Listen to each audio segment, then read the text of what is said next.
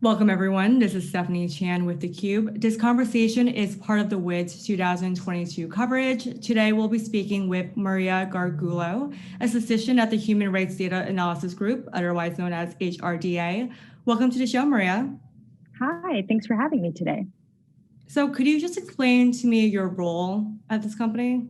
Sure, I am a statistician at the Human Rights Data Analysis Group, HRDA, which is a nonprofit, nonpartisan institution based in San Francisco, California. As a statistician, my role includes doing sort of data analysis projects with our partners, as well as training and communicating our findings to our partners and to others. And what interested you first, the human rights part of it or the data? I think human rights really was my sort of first love in this work. And as I sort of went through university and furthered my studies, I realized statistics was something I really liked, but also was a really useful tool for studying these problems I felt really compelled by. So for me, it was really the sort of substantive questions. And I found that statistics was a really, useful and interesting toolkit to answer the questions I cared a lot about. And what projects have you been working on at HRDAG? Yeah, so I've been working on sort of two main lines of inquiry. So one has been with partners in Colombia, working on the projects related to their ongoing transitional justice mechanism. And I've also been doing some other work in Syria. And in both of these cases, we've been looking at conflict-related violence and human rights violations and trying to answer key questions of facts that help clarify the record about what's happened in these conflicts and hopefully one day be used for accountability and justice purposes. So how do you usually collect this data? So we don't actually generally collect any of our own data. We have really wonderful partners who do a lot of work on the ground with communities, collecting information.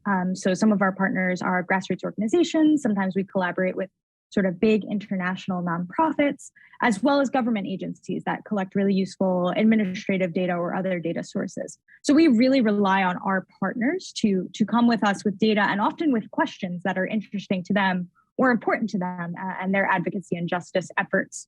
Yeah. Have you ever been on the ground with the people who collected data, or is that not necessary? So I would love to be on the ground with our colleagues collecting data. And prior to the pandemic, some of my colleagues have spent extensive time working directly with our partners in the field, but the pandemic has made that bit a little bit harder. But we do collaborate really frequently online, using our great kind of video calling software to discuss the data and discuss with them, what their questions are and sort of help them define what it is exactly we want to investigate alongside them and using the data that they've collected or have kind of assembled together. And how often do you talk to these data collectors? I mean, it really depends. At the beginning of the project, probably very, very often to understand what exactly it is they have, how they collected it, really to understand sort of the data generating process and also to understand what their questions are. So our relationships with our partners are kind of varied. Some partners, give us data and define some questions and, we come back to them when we have more questions or we have an analysis prepared that we'd like to discuss with them. And sometimes, like in my work in Colombia, we're really working alongside our partners day to day, doing analyses together, as well as kind of having a training component. So a lot of my work in Colombia was really centered around capacity building within the organizations that form the transitional justice mechanism.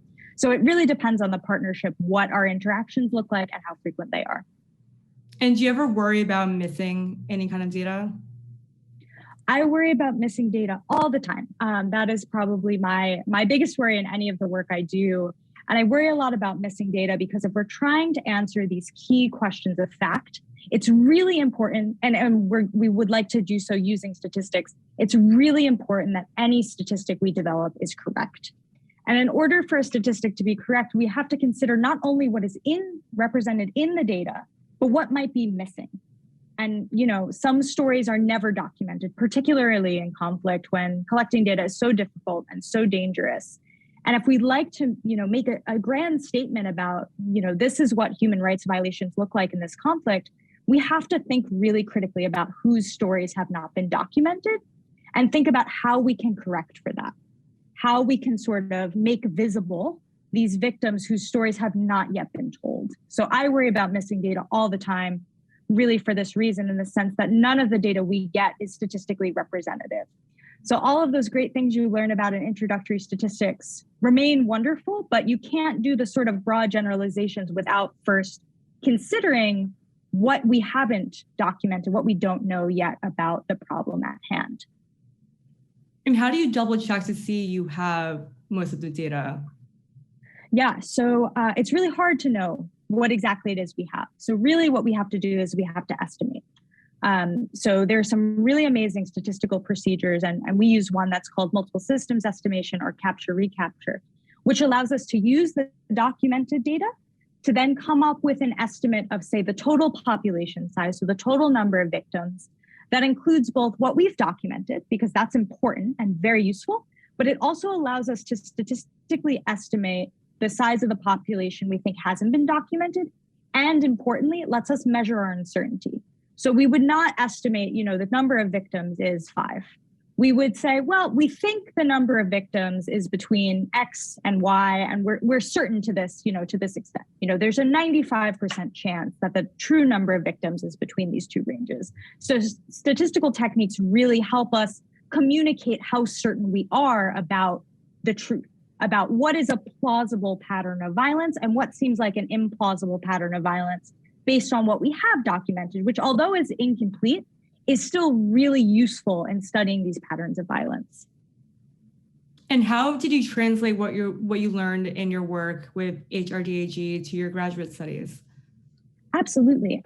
Thanks so much for asking that. So I am a graduate student in demography at the University of Oxford right now, and I'm working primarily on studying feminicidio in Mexico.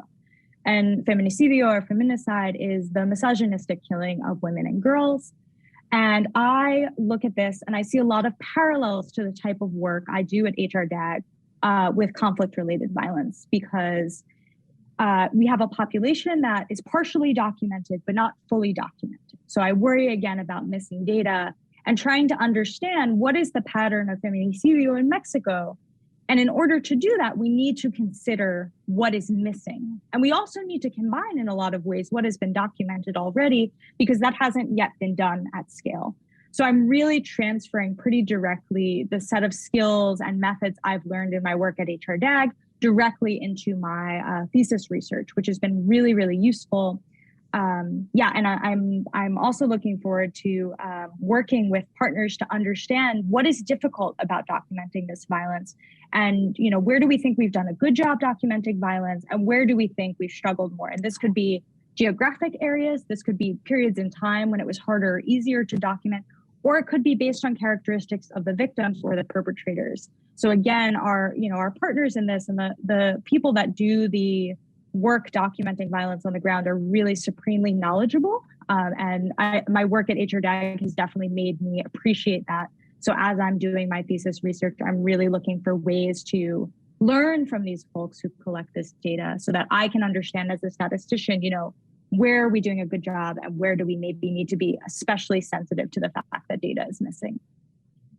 So around how long does it take to collect all the data, from point A to what you're doing now? Like for each assignment, what's a minimum amount of time you would say to do all the research? Yeah, absolutely. I mean, some of our partners on the ground, depending on, the particular issue we're studying, have been collecting data for years and years. And the analysis, depending on what it is, can be very quick, especially if we're doing something descriptive. Or it can be much more involved. So, the project in Colombia, we started in June of 2020 and is still ongoing. And this has been a very large project, but, notwithstanding, some projects last, 5-10 years. HRDAG is celebrating our 30th year this year. And some projects have really been a work in progress since many years ago and are still ongoing. And projects often go through phases. We'll have a deliverable and maybe we'll set a certain project aside for a little while. And then, 5 years later, there might be a new court case, there might be a new data set, there might be a new partner, and we might revive that project and start working on it again, maybe answering a different question or incorporating a new method. But really it depends on the project so much. We have some one-off projects and some that are really around for the long haul. And this is my last question for you. What is some advice you would give to people who would want to go into this field? Like, what should they major in? What kind of books should they be reading? What could I do now to prepare for this role? Absolutely. I mean, for me, really, the advice I always want to give folks is to do what interests them. And if human rights and statistics is what interests you, you should definitely do that. And if statistics interest you, do that. And if human rights interest you without the statistics, you should always kind of follow those interests. But if you are someone who's interested in human rights statistics, my biggest recommendation to anyone who wants to work in this field would really be to study survey sampling or to take a survey sampling class, because really, I cannot emphasize enough the missing data component of all human rights research is really, really critical.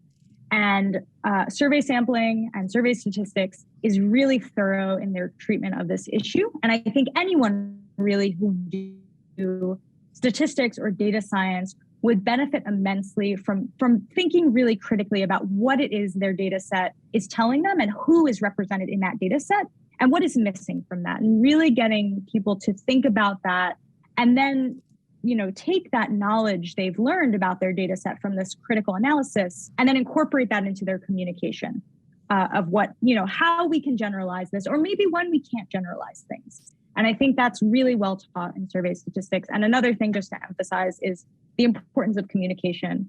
I wish, writing classes and presenting and those skills were better represented in the statistical curriculum in our universities and even in high schools.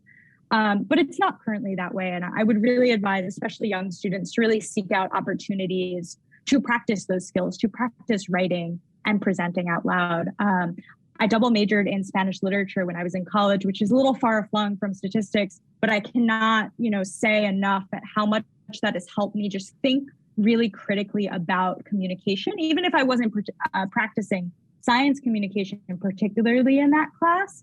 Just taking a class where really the focus was on reading and writing and communicating to someone about something you've read and understood, that really has helped me, I think, as a statistician, communicate to our partners what it is we've learned and what the data say and what they don't say.